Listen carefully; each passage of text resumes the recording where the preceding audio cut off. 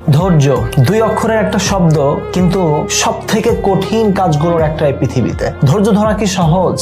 সহজ না। ধৈর্য ধরা মানে নিজের খারাপ সময়টাকে একা একা ফেস করে সামনে আগানো। ধৈর্য ধরা মানে নিজের মন খারাপ কান্নাকে হাসির মাধ্যমে লুকিয়ে রাখা। ধৈর্য ধরা মানে নিজের সেই দিনটার জন্য অপেক্ষা করা যে দিনটায় আপনার প্রতি হওয়া অন্যায়, অবহেলা, অবিচারের শেষ হবে। ধৈর্য ধরা মানে আল্লাহর উপর বিশ্বাস রেখে সামনে আগানো। ধৈর্য ধরা মানে নিজের সব প্রতিকূলতার বিরুদ্ধে গিয়েও নিজের জীবনকে এগিয়ে নিয়ে যাওয়া, নিজের স্বপ্নের পেছনে ছোটা। ধৈর্য সহজ না। এই পথ আপনার একলাকেই পাড়ি দিতে হবে। এই পথে আপনার কোনো সাথী থাকবে না। আপনার যত কাছের মানুষই হোক, আপনি তাদের পাশে পাবেন না। তাই আশাহত হয়ে থেমে যাবেন না, ভুল কিছু করবেন না। কষ্ট, কান্না, প্রতিকূলতা, পরিশ্রম সবটা মিলিয়েই না আমরা বড় হই, সবটা মিলিয়েই না আমরা সফলতা শিখি। তাই ধৈর্য ধরেন আর remind yourself, indeed Allah is with those who are patient। যারা ধৈর্যশীল তাদের সাথে আল্লাহ আছে।